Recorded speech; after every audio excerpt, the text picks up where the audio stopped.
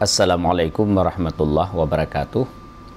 Alhamdulillah, bersyukur kepada Allah Subhanahu wa taala, pada hari yang berbahagia ini kita masih diberikan sehat dan masih bisa terus belajar sebuah ilmu yang sekarang sudah agak-agak langka, yaitu ilmu pengobatan Islam, khususnya ilmu tentang ruqyah syariah.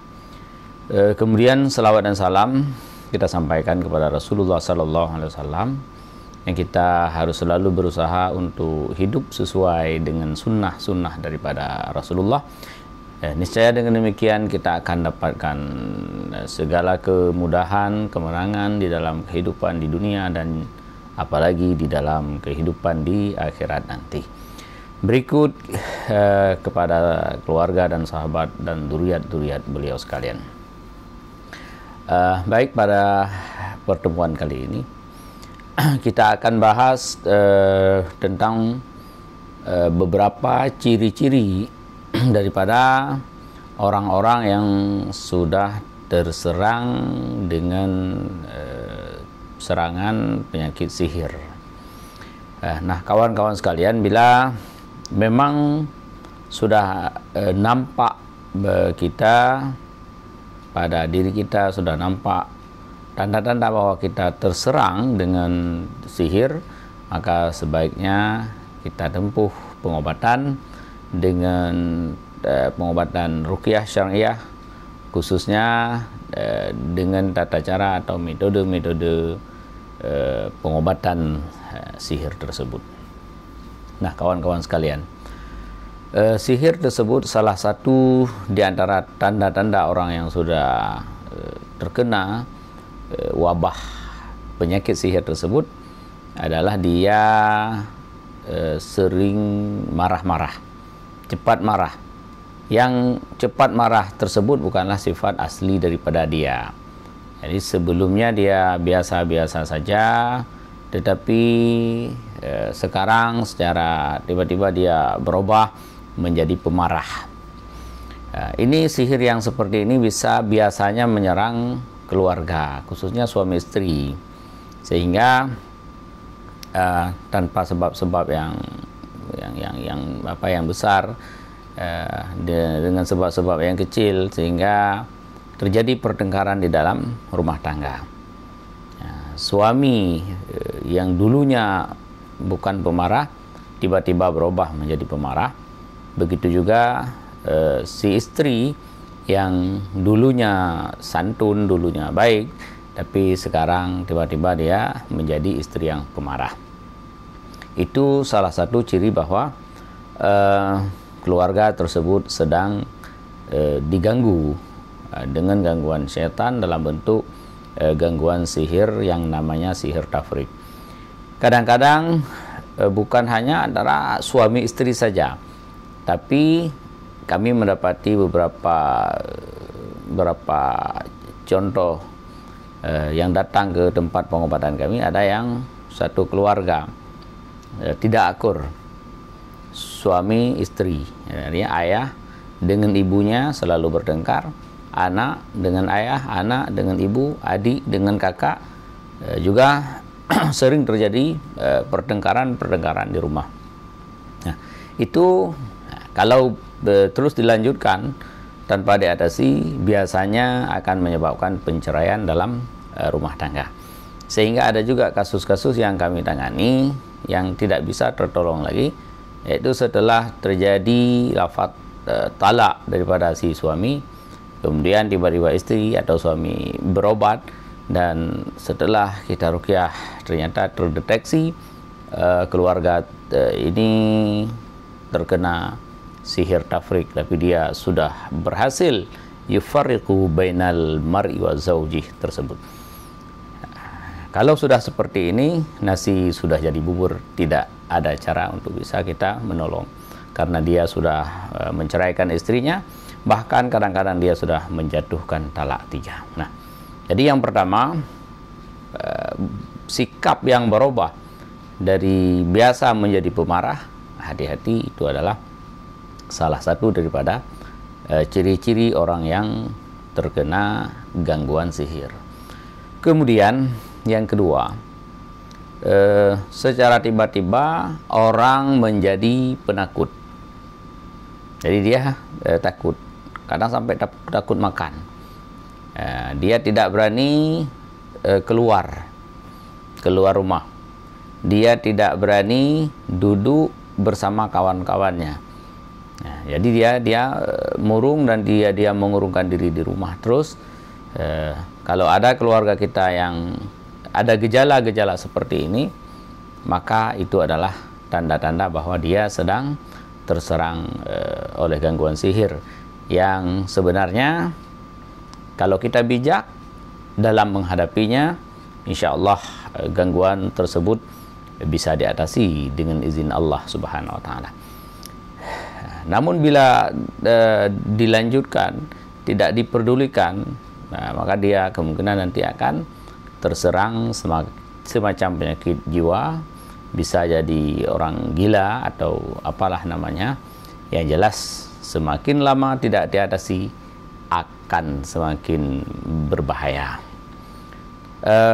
Kawan-kawan sekalian, kami banyak malah menemukan dari pasien-pasien yang datang ke tempat kami, yang dia orang taat, dia mau salat dan lain sebagainya, yang dulunya dia sering salat jamaah, apalagi salat Jumat, tapi setelah terserang dengan sihir semacam ini, dia tidak berani lagi salat berjamaah, dia malah tidak berani lagi salat Jumat.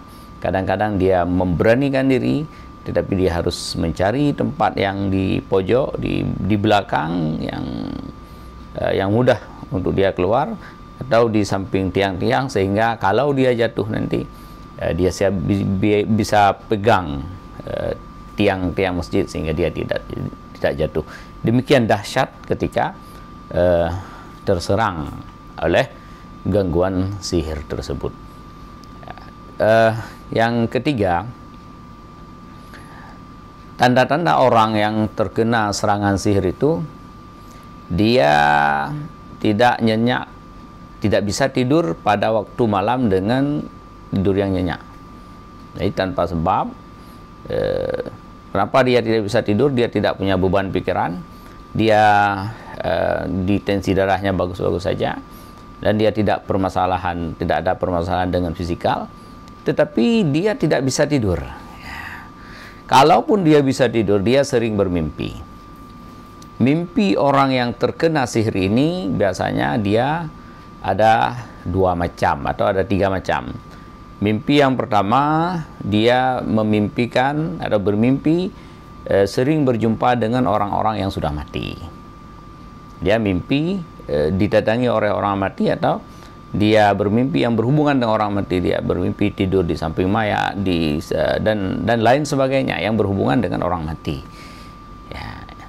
Ini tanda bahwa orang tersebut sudah positif terkena gangguan sihir. Sihir yang kena orang ini sihir yang sang dukun mengambil jin karin daripada orang yang mati. Biasanya sang dukun tersebut akan datang ke kuburan-kuburan, mengambil mengambil tanah kuburan, atau dia bersemedi di kuburan kemudian mengambil akar pohon jarak dan lain sebagainya. Atau yang paling mudah, jika kita lengah, sang dukun itu mengambil kain bekas kafan, kalau bahasa Aceh disebut dengan sugowa, atau kain-kain kecil untuk pembersih gigi orang-orang yang mati. Jadi bagian-bagian kafan ketika memandikan mayat, dia mengambil bagian kafan tersebut, kemudian dia mengolah, atau dia mengambil air bekasan mandi orang mati. Kalau bahasa Aceh disebut isi kurung. Jadi dia ngambil bekas-bekas tersebut, kemudian dia mantra-mantrai dan dia gunakan sebagai media sihir. Yang sihir tersebut, ketika orang yang kena sihir tersebut diganggu oleh jin karin, bisa berbentuk pocong, bisa berbentuk kuntilanak, bisa berbentuk, kalau bahasa Aceh, burung, dan lain sebagainya, berhubungan dengan orang mati. Jadi seandainya kita, di antara kita atau keluarga kita, yang dia menceritakan mimpinya dan mimpinya selalu berhubungan dengan orang mati, maka hati-hatilah, keluarga kita tersebut sedang terserang oleh sihir. Maka sebaiknya bawa ke tempat-tempat ruqyah untuk bisa diatasi, atau belajar sendiri ruqyah mandiri kalau bisa.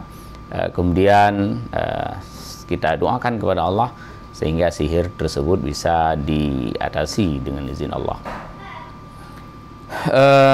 Ada juga model mimpi yang kedua, orang yang terkena sihir itu dia bermimpi berhubungan dengan binatang-binatang. Jadi yang paling lazim, kadang mimpi dia bertemu dengan binatang buas. Binatang buas mengejar dia untuk menerkam. Dia bermimpi dikejar anjing. Dia bermimpi dikejar, dipatok oleh ular. Ada yang bermimpi, bahkan saya sendiri pernah ketika saya terserang, tapi alhamdulillah dengan izin Allah segera cepat bisa teratasi. Waktu itu saya sempat sakit setelah bermimpi tersebut, yaitu mimpi dikejar oleh kawanan-kawanan lembu. Jadi ini jika kita sering bermimpi seperti itu tandanya bahwa kita sedang terserang oleh serangan sihir. Maka buatlah pagar diri, atau kalau sudah terlanjur kena, maka segera datang ke orang-orang yang ahli, khususnya ke tempat ruqyah syariah, untuk bisa diatasi sihir yang terkena kita tersebut. Yang selanjutnya, tanda mimpi orang yang terkena sihir, dia bermimpi selalu jatuh dari ketinggian, jatuh ke bawah, atau dia melihat ke bawah, merasa takut, merasa ngeri dan lain sebagainya. Itu juga salah satu di antara tanda-tanda bahwa dia sedang terserang oleh sihir. Ya, maka kawan-kawan sekalian, kalau memang secara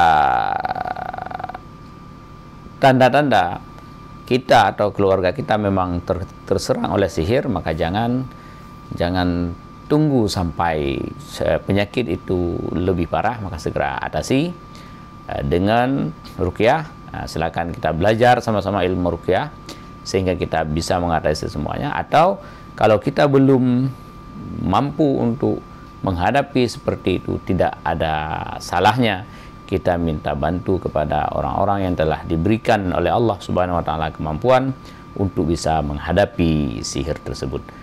Subhanaka astaghfiruka wa atubu ilaik, wa la haula wa la quwata illa billahil aliyil azim. Assalamualaikum warahmatullahi wabarakatuh.